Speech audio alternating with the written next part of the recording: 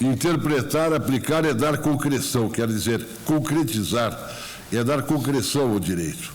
Nesse sentido, a interpretação, aplicação, opera a inserção do direito na realidade. Opera a mediação entre o caráter geral do texto normativo e sua aplicação singular. Em outros termos ainda, senhor presidente, opera a sua inserção na vida. A interpretação e aplicação do direito vai do universal ao singular, do transcendente ao contingente. Opera a inserção do direito no mundo do ser. Como ela se dá no quadro de uma situação determinada, expõe o enunciado semântico do texto no contexto histórico presente, não no contexto da redação do texto.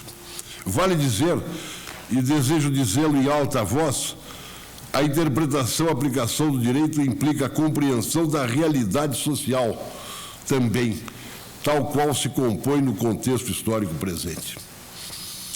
Interpretar o direito é caminhar de um ponto a outro, do universal ao singular, através do particular, no plano do presente, da realidade social presente. Ora, o artigo 127 da Constituição do Brasil afirma ser o Ministério Público, aspas, instituição permanente e essencial à função jurisdicional do Estado, incumbindo-lhe a defesa da ordem jurídica, do regime democrático e dos interesses sociais e individuais indisponíveis. Fecha aspas.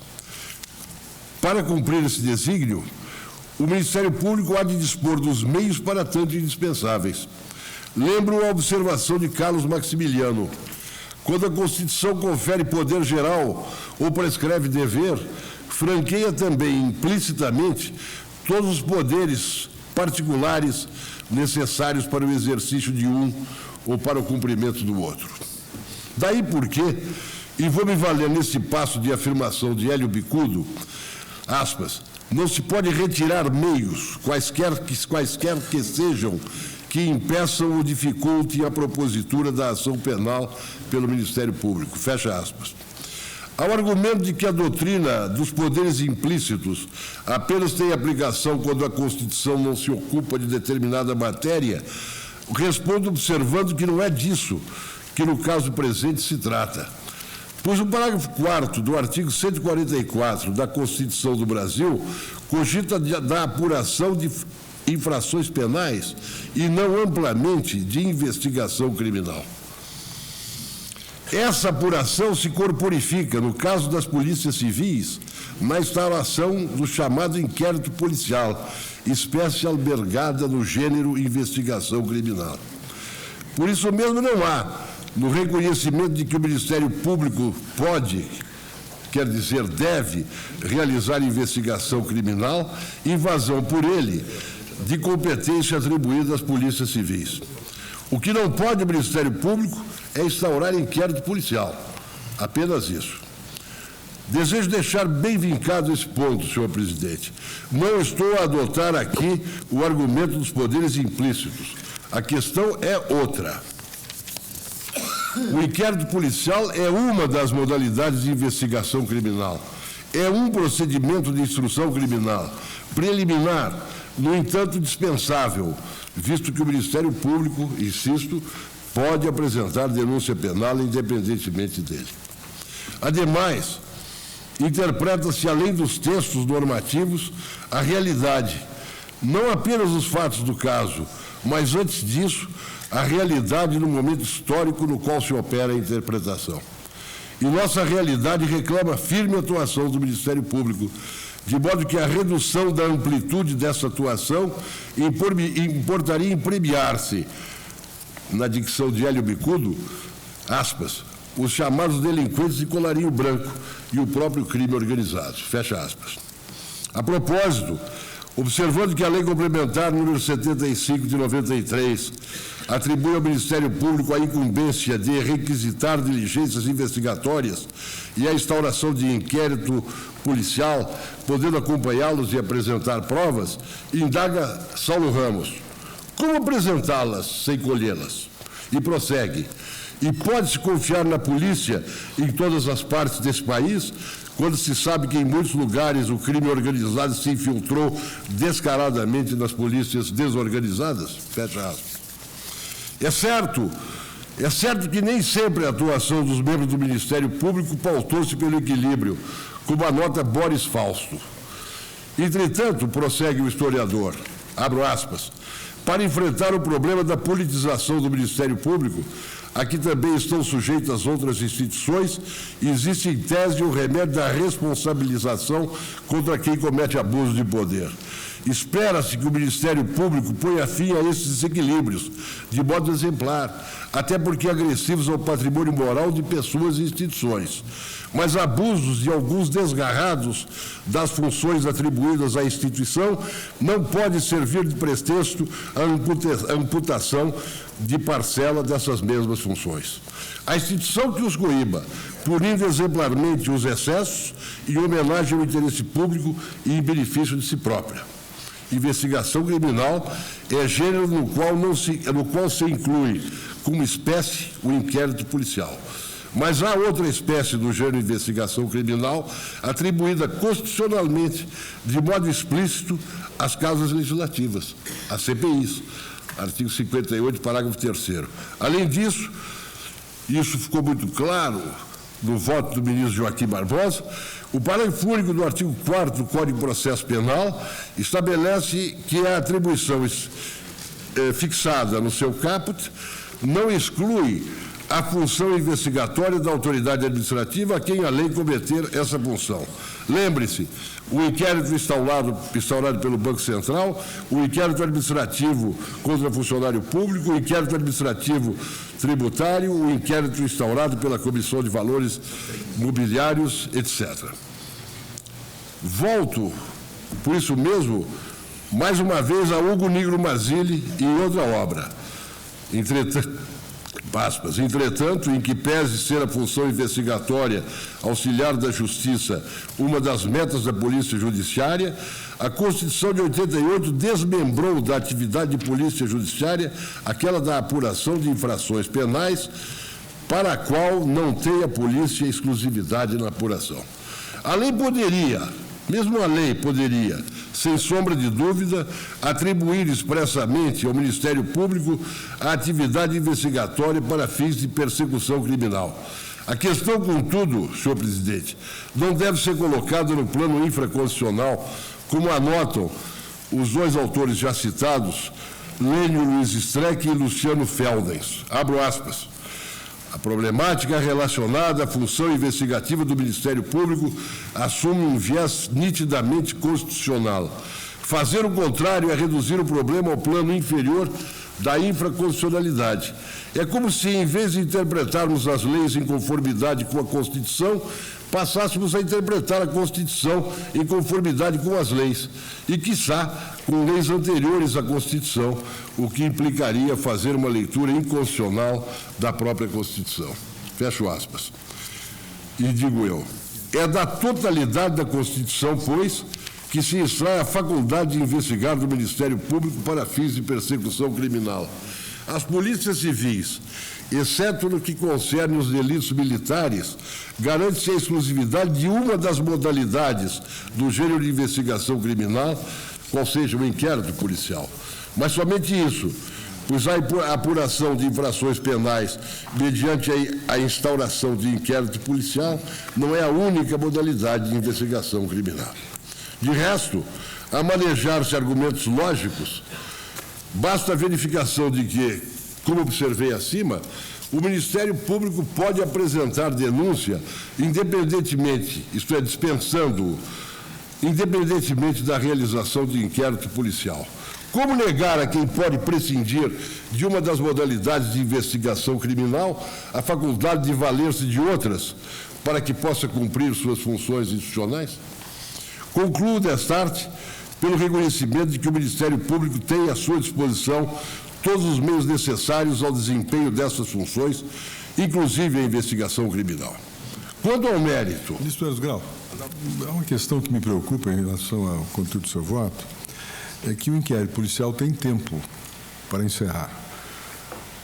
Como ficaria a investigação feita pelo Ministério Público que não se constituísse no inquérito policial?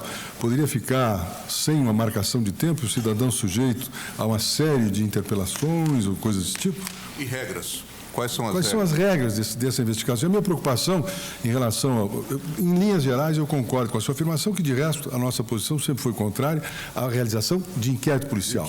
Mas lateralmente, eu me lembro, alguns anos atrás, quando nós tínhamos os famosos IPMs, os IPMs não terminavam. E o cidadão que era denunciado junto à polícia, junto a auditorias de guerra militares, tinha tempo, espaço e momento para deduzir sua defesa. Ao passo que, se nós tivermos investigações que não sejam regradas, e inclusive no sentido da intervenção eventual da defesa nesses casos, nós podemos ter problemas. Ou seja, há um vazio legislativo relevantíssimo no que diz respeito ao tempo da produção e o modo disso se fazer. Creio que nós temos que também meditar um pouco. Em linhas gerais, em tese, eu concordo com Vossa Excelência, porque a minha posição sempre foi essa, no sentido da proibição do inquérito policial. Aí, no caso concreto, há dificuldades. O caso concreto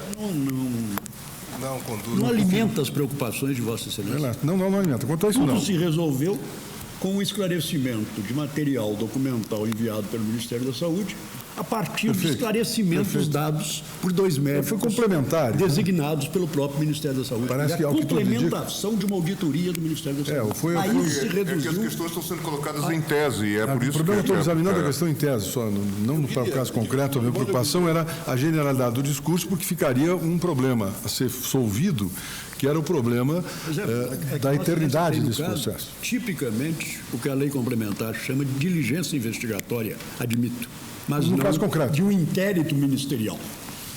No caso concreto, sim, mas estou me preocupado com a generalidade da manifestação, ou seja, a minha preocupação exatamente é, não no caso concreto, mas na afirmação e na distinção que eu concordo entre investigação criminal e inquérito policial, sendo o inquérito policial uma espécie de atos que foi exatamente o nosso voto na turma.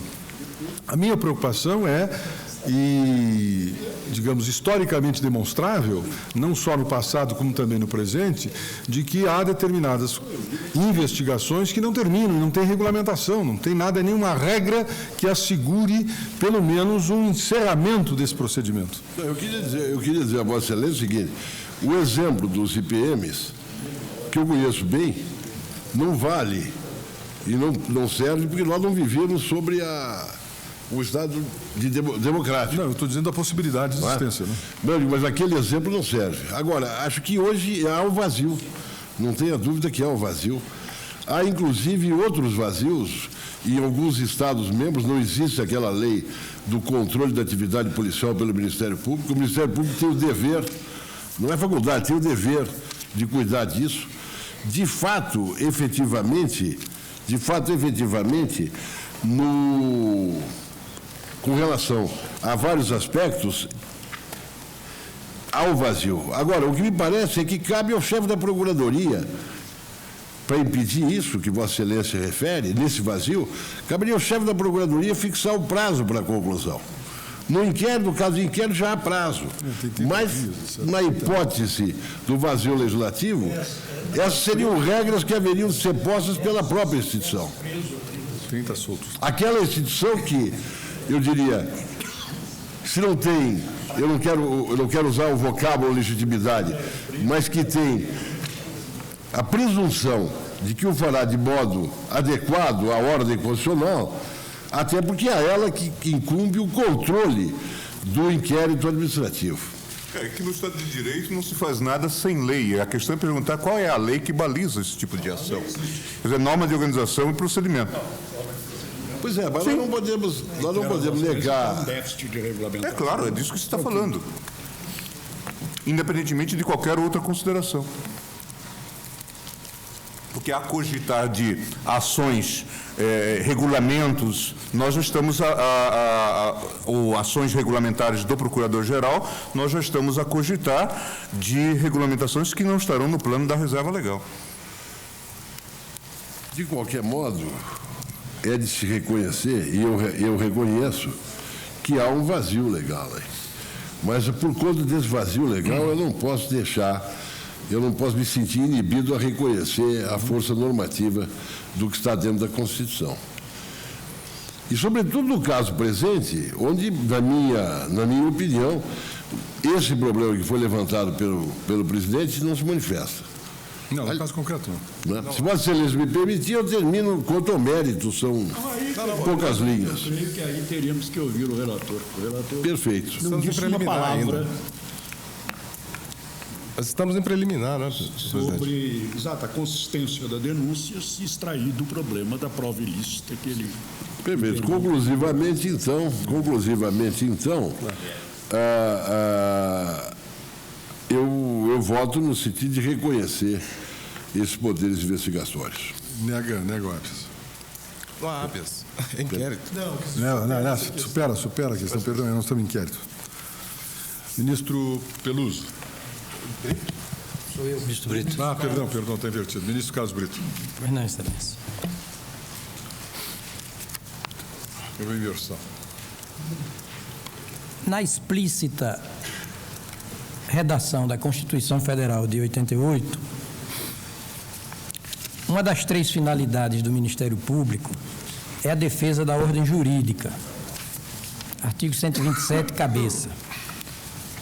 Ordem jurídica, esclareça-se, como expressão rigorosamente sinônima de direito positivo, ou simplesmente direito. Pois bem, essa defesa do direito é uma das razões pelas quais o Ministério Público recebe, no mesmo dispositivo constitucional, artigo 127, caput, o qualificativo de instituição permanente essencial à função jurisdicional do Estado. Isto porque a jurisdição consiste no poder-dever que têm os órgãos judiciários de dizer qual o direito aplicável a uma dada relação processual. Inciso 35 do artigo 5º da nossa Magna Lei, relação processual em regra conflituosa. Daqui se deduz que o Poder Judiciário e o Ministério Público são órgãos distintos, é verdade, porém a serviço de uma mesma função estatal, que é a jurisdição. E o que é a jurisdição? Atividade pela qual a primeira instituição aplica o direito, Poder Judiciário, enquanto a segunda instituição, que é o Ministério Público, pede e fiscaliza tal aplicação do direito. Acontece que o Poder Judiciário tem por característica central a estática, ou não agir por impulso próprio, ne procedat iudex ex officio. O Judiciário age por provocação das partes, do que decorre ser próprio do direito positivo, este ponto de fragilidade. Quem diz o direito, não diz o direito, senão a partir de vozes alheias. Não é isso que se dá com o Ministério Público. Este age de ofício e, assim, confere ao direito um elemento de dinamismo que compensa aquele primeiro ponto jurisdicional de fragilidade. Daí os antiquíssimos nomes de promotor de justiça, ou seja, realizador de justiça, e promotoria de justiça, órgão de congregação, de agregação dos promotores de justiça e procuradores. Promotoria de justiça, promotor de justiça, ambos a pôr em evidência o caráter comissivo ou a atuação de ofício dos órgãos ministeriais públicos. Duas das competências constitucionais do Ministério Público são particularmente expressivas dessa índole ativa que estamos a realçar. A primeira reside no inciso 2 do artigo 129 e consiste no, entre aspas, zelar pelo efetivo respeito dos poderes públicos e dos serviços de relevância pública aos direitos assegurados nesta Constituição. E vem essa parte complementar, a parte final do dispositivo, que eu acho elucidativa, a mais não poder, promovendo as medidas necessárias à sua garantia. Ou seja, o Ministério Público está autorizado pela Constituição a promover todas as medidas necessárias à efetivação de todos os direitos assegurados nesta Constituição. A segunda está no inciso de número 7 do mesmo artigo 129 e traduz-se no controle externo da atividade policial. Explico. Ambas as funções ditas institucionais, o artigo 129 assim rotula as competências do Ministério Público, são as que melhor tipificam o Ministério Público enquanto instituição que bem pode tomar a dianteira das coisas, se assim preferir. Pois o fato é que, primeiro, o inciso 2º do artigo 129 deixa até literalmente posto que é próprio dos agentes ministeriais públicos promover os meios ou as medidas que se fizerem necessárias ao seu mistério de zelar pela integridade dos direitos assegurados pela Constituição, perante quem? Perante justamente os poderes públicos e os serviços de relevância pública. Entre tais serviços, claro que eu incluo, como todos incluem, a saúde e a educação. Já no inciso 7º desse mesmo artigo 129, a Constituição faz uso do vocábulo controle externo, como fez a propósito da atuação do Poder Legislativo e do Tribunal de Contas da União. A expressão é a mesma, controle externo. E o que é o controle externo? É atividade estatal que se desempenha mediante ver, fiscalizar, diligenciar, inspecionar, observar, aferir, enfim, sem o que não se forma um livre convencimento. Não se atua com plena consciência das coisas. Investigar fatos, documentos e pessoas, assim, é da natureza do Ministério Público. É íncito ao Ministério Público. É o modo de o Ministério Público estar em sua permanente atuação de custos legis para a defesa da lei. Só que a Constituição foi além. Habilitou o Ministério Público a sair em defesa de todo o direito positivo, porque é a ordem jurídica por inteira que se inclui entre as finalidades do Ministério Público. Então, o Ministério Público hoje, mais do que custos legis, é custos juris, é guardião, é custodiador do próprio direito positivo. Isto para quê? Seja para lavrar um parecer, seja para oferecer uma denúncia, seja para não oferecer nenhuma denúncia, seja para pedir a absolvição de quem já foi denunciado. Porque o que prevalece na atuação do Ministério Público é a atividade de custos legis e custos iuris. É por isso que ele pode, por isso que ele não tem a disponibilidade da ação penal. É por isso que ele é uma parte especialíssima, que nem é pessoa física nem pessoa jurídica, e pede em nome da sociedade ou em nome da justiça pública a encarecer o seu imemorial caráter de promotor de justiça. Privar o Ministério Público dessa peculiaríssima atividade de defensor do direito e promotor da justiça é apartá-lo de si mesmo, é desnaturá-lo, dessubstancializá-lo até não restar pedra por pedra, ou pior ainda, reduzi-lo à infamante condição de bobo da corte,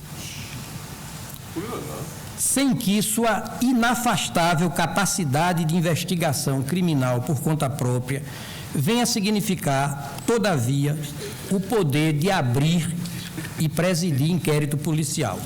Ao falar tão enfaticamente em defesa dos poderes investigatórios do Ministério Público, claro que eu faço debaixo de todas as vênias, de todas as licenças, para quem validamente, racionalmente, também defende ponto de vista contrário.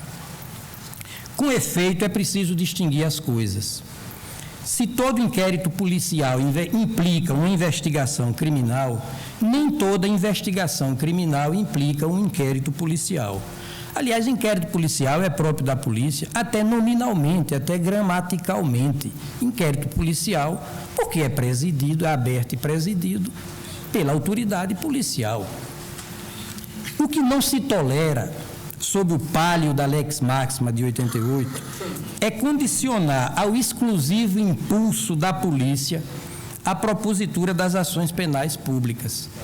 Ou seja, como se o Ministério Público fosse um órgão passivo, inerte, à espera de provocação de terceiros.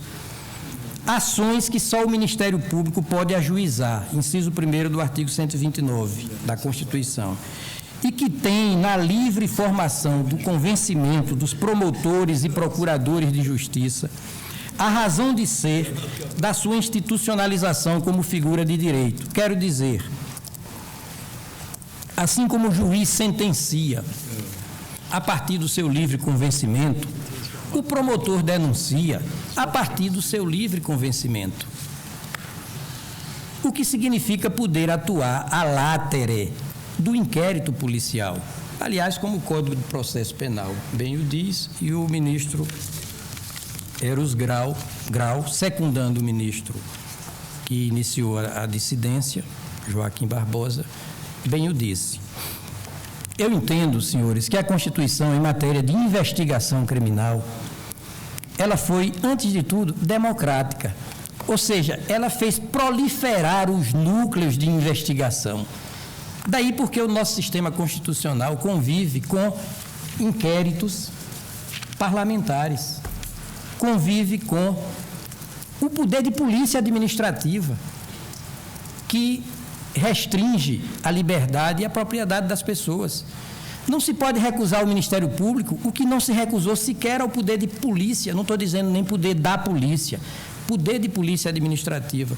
Como, aliás, bem disse Celso Antônio Bandeira de Mello, não falando, é verdade, sobre o Ministério Público, mas sobre o poder de polícia, as folhas 715 do seu livro Curso de Direito Administrativo, calçado na boa doutrina de Francesco Alessio, administrativista italiano de nomeada. Eu diria, então, que não se trata de concentrar o poder investigatório no Ministério Público, mas de desconcentrar o poder investigatório, que já não se confina no âmbito da polícia, seja a Polícia Federal, seja a polícia, sejam as polícias civis. Enfim, eu acho que o dilema que se abre para o Ministério Público, no caso, é dramático. É investigar ou morrer. É investigar ou morrer.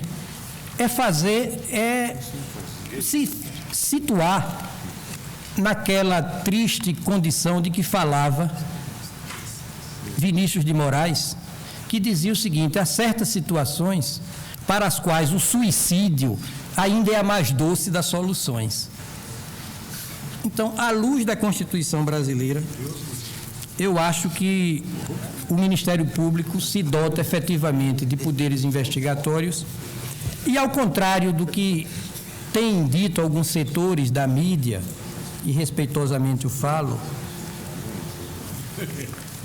não é pelo temor do abuso que se vai proibir o uso. Não é pelo temor do abuso que se vai proibir o uso. O ministro Joaquim Barbosa deixou claro que, para os excessos, os descomedimentos, há remédios jurídicos eficazes no nosso ordenamento constitucional e legal.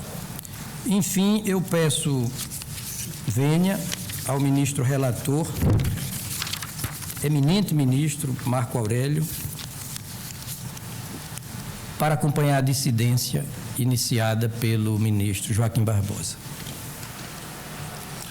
Ministro Peluso. Peço vistos. Após o voto do ministro Joaquim Barbosa, que acolhia... Dava prosseguimento ao inquérito? Qual era a razão desse? Que reconhecia a legitimidade. Afastava Que rejeitava na rejeição da denúncia, que começou a rejeição. Nós temos na parte preliminar, né? Nós estamos na parte preliminar, nós estamos examinando só a questão preliminar, que já foi mais adiante. Sua Excelência se deteve apenas nesse aspecto preliminar. Exatamente. O ministro, após o voto do ministro Joaquim Barbosa, que admitia o poder investigatório do Ministério Público, também assim, e do voto do ministro Eros Grau, E Carlos Brito, que na mesma linha, pediu visto ao ministro Peluso sobre o tema preliminar. Senhor ministro Marco Aurélio, inquérito 2052, denunciante Ministério Público Federal, denunciado Jader Fontelli Barbado, Antônio César Pinho Brasil, Antônio Cabral Abreu. Manda metade do Ministério Público e metade dos palmas. Manda metade desse inquérito. Não, esperar. Manda metade desse inquérito do Ministério Público e metade para a polícia.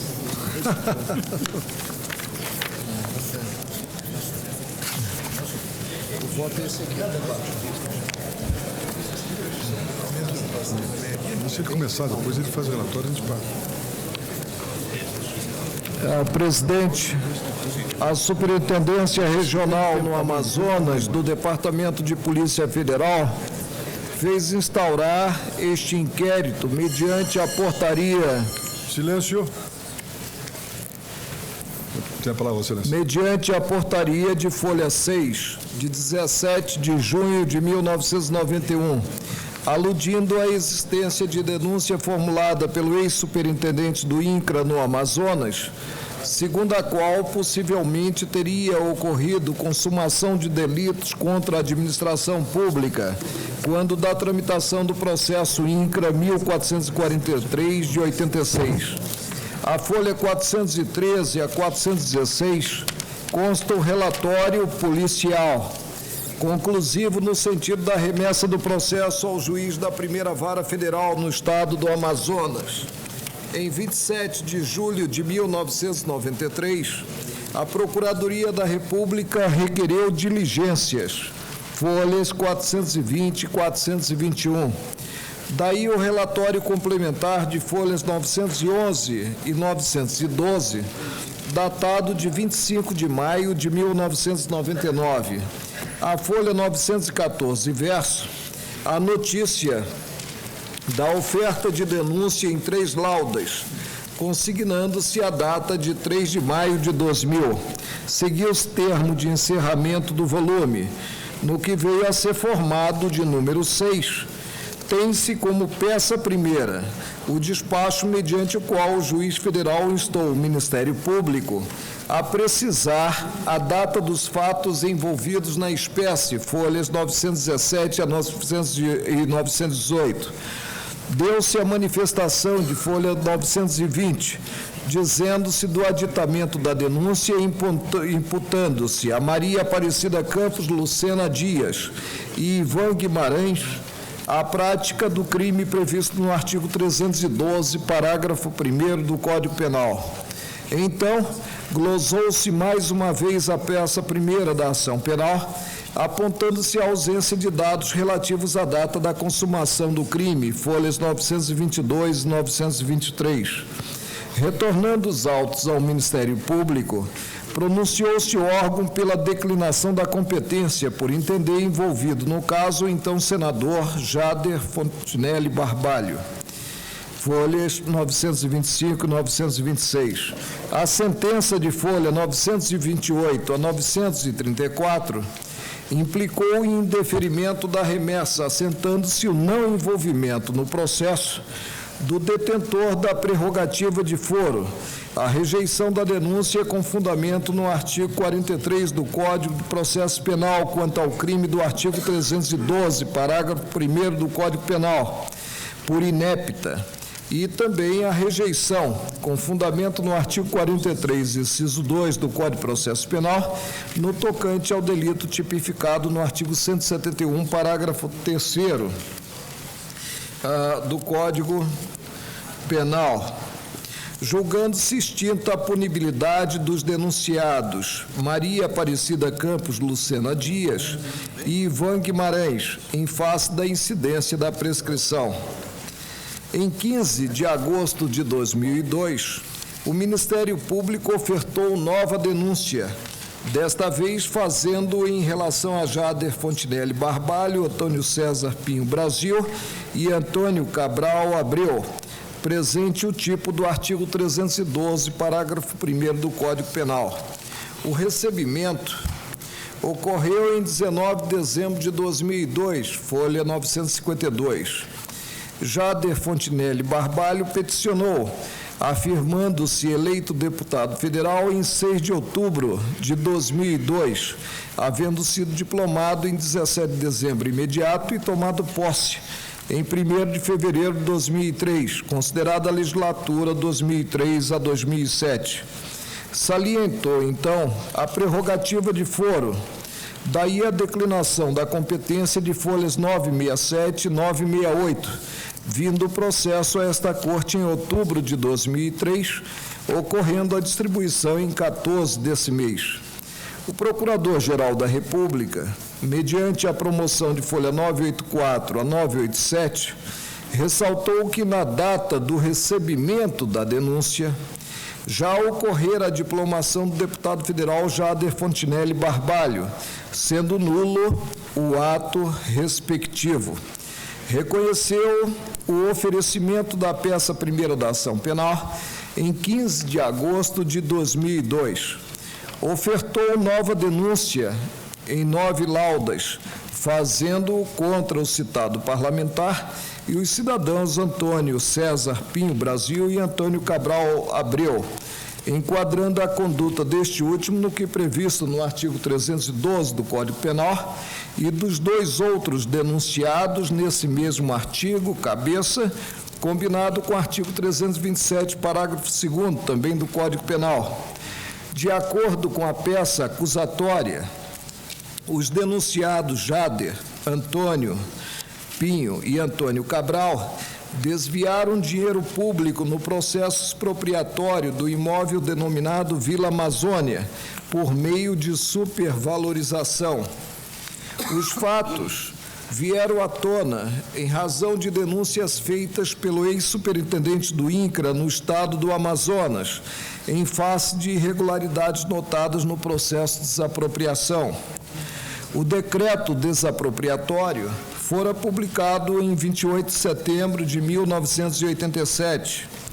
Em 8 de janeiro de 1988, foi proposta a ação de desapropriação contra Luiz do Vale Mirando, sendo disponibilizado o valor da indenização, R$ 7.543.426 cruzados e 45 centavos.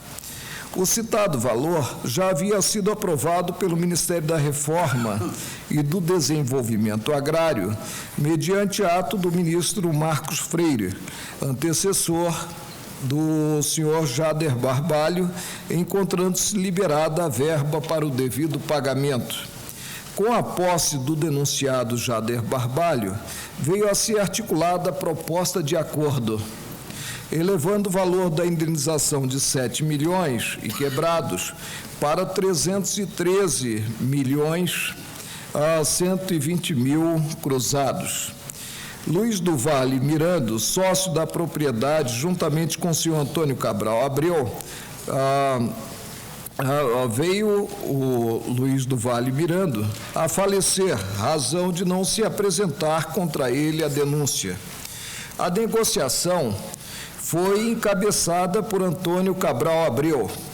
A proposta de acordo foi levada à consideração do Ministério por meio de Antônio César Pinho Brasil, à época secretário de Assuntos Fundiários, desprezando-se o trabalho técnico-administrativo do INCRA e elevando-se o valor indenizatório em aproximadamente 59 vezes. Tal proposta, datada de 17 de dezembro de 1987, mereceu parecer favorável em 22 de dezembro de 1987, sendo que em 19 de janeiro de 1988, o então ministro de Estado da Reforma e Desenvolvimento Agrário, Jader Fontinelli Barbalho, baixou portaria autorizando a celebração do acordo. Em 2 de fevereiro de 1988, por meio da portaria 84, deu-se a conversão do valor em títulos da dívida agrária. A transformação desses títulos em cruzados, moeda vigente à época, motivou o aumento de cerca de 100 milhões de cruzados, resultando em valor final indenizatório de 400.403.677 cruzados e 85 centavos. O Ministério Público Federal assinala que, à época do conluio, o processo expropriatório já estava em tramitação na primeira vara da Seção Judiciária do Estado do Amazonas, com a indenização à disposição do juízo e mandado de missão de posse cumprido. Aponta ainda que Antônio Cabral Abreu, proprietário da Vila Amazônia, mesmo não sendo funcionário público, participou com quem o era na prática criminosa glosada no artigo 312, cabeça do Código Penal, incidindo o disposto no artigo 30 do mesmo Código. Requeriu à Procuradoria-Geral a quebra dos sigilos bancário e fiscal dos denunciados no período de dezembro de 1987 a dezembro de 1988, aludindo ao disposto na Lei Complementar 105 de 2001 e no artigo 198, parágrafo 1º, inciso 1 do Código Tributário Nacional, vindo-se, ao fim, a julgar procedente a pretensão condenatória para condenar os denunciados às penas cabíveis. A folha 1014 a 1046 está a resposta à denúncia de Jader Fontinelli Barbalho, requerendo-se o chamamento do processo à ordem para ser determinado o desentranhamento dos autos originais da ação penal, número, e eu cito o número, que se processou em Manaus, no bojo da qual se encontra o volumoso inquérito 76/1991, que lhe serviu de base, e a sua remessa à Seção Judiciária do Estado do Amazonas para o devido arquivamento. O indeferimento do pedido de quebra dos sigilos bancário e fiscal e a rejeição da denúncia e o arquivamento do processo por julgá-la improcedente, de modo a não ensejar um processo penal indevido contra o denunciado por imputação de crime que o órgão denunciante sabe está o réu inocente. Nas razões expendidas, argue-se a falta de procedimento investigatório e de elementos de convicção, bem como a circunstância de não se haver explicitado a espécie em si de peculato, se por apropriação ou se por desvio, a resultarem na inépcia da denúncia.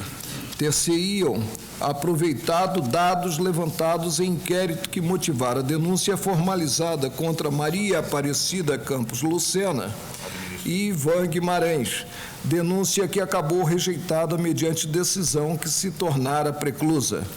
Na oportunidade, salientara-se não cabia a declinação da competência para esta Corte ante o envolvimento do então senador Jader Barbalho, por não haver elementos, foi o juízo, da sentenciante, o envolvimento do então senador Jader Barbalho, por não haver elementos reveladores do respectivo envolvimento.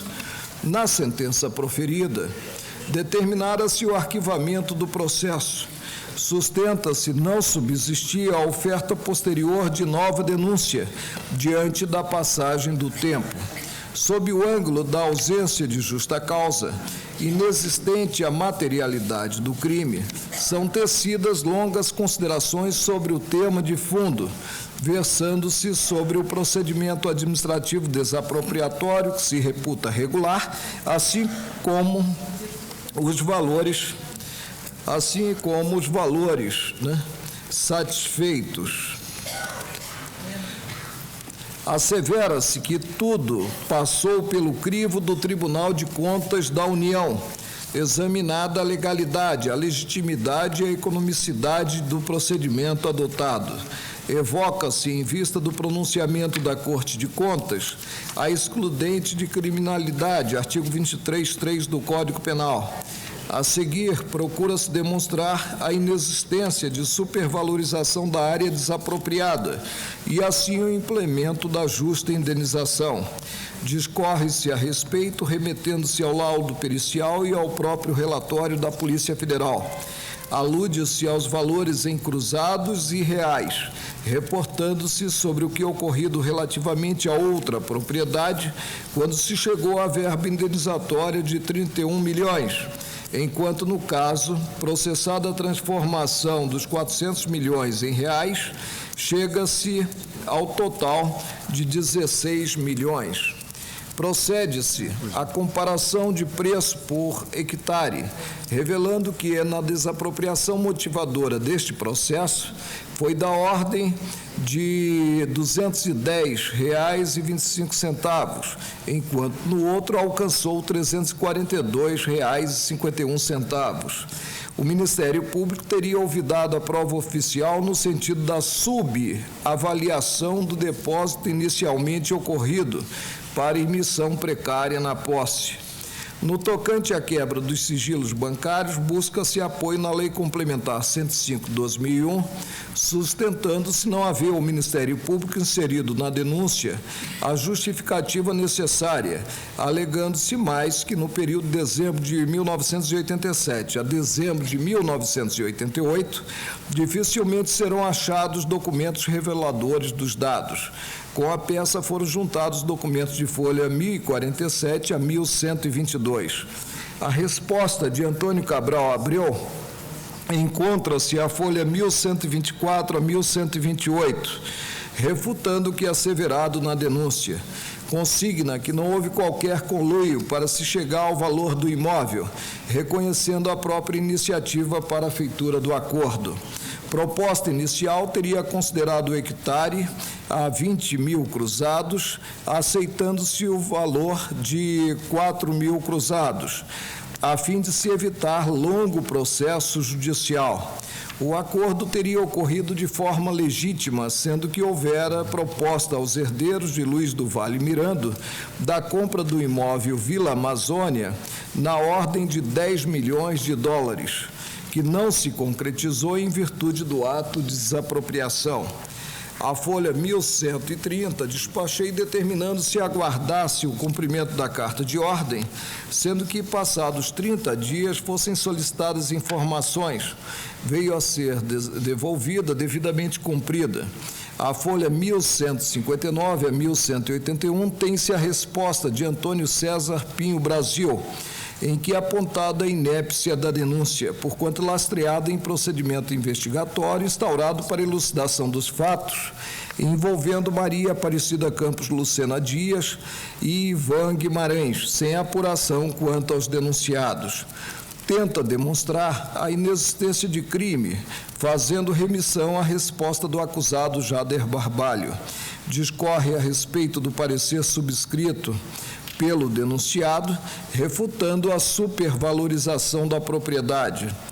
Anexou os documentos de folha 1182 a 1210, a folha 1219 a 1230, ante os documentos juntados, voltou a manifestar-se o Ministério Público, insistindo no recebimento da denúncia.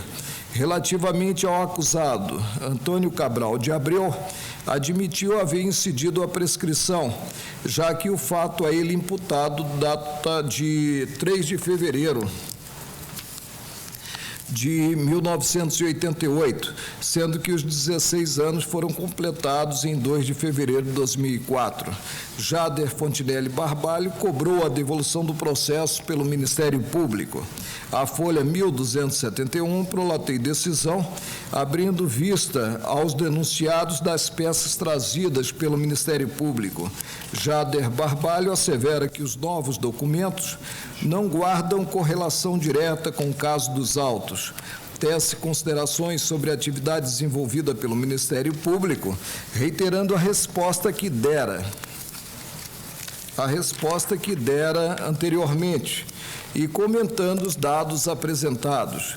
Alude à contradição das testemunhas, bem como ao teor do laudo de exame contábil do Instituto Nacional de Criminalística do Departamento de Polícia Federal. Reitero o pedido de desentranhamento dos autos originais da ação penal, que teve curso na Seção Judiciária do Estado do Amazonas. A Procuradoria-Geral da República, ouvida, corroborou o entendimento sobre a procedência da denúncia. No curso do mês das férias coletivas, julho de 2004, a chefe da seção de processo diverso do plenário e a coordenadora de processamento judiciário do plenário fizeram o processo concluso à presidência, aventando possível prescrição. Despachou Vossa Excelência determinando o encaminhamento ao meu gabinete, isso em 2 de agosto de 2004. Recebi o processo para exame em 3 de agosto subsequentes, liberando para inclusão em pauta em 8 imediato ao relatório. Senhores ministros, haverá sustentação oral, nós vamos suspender a sessão por 30 minutos e prosseguiremos após.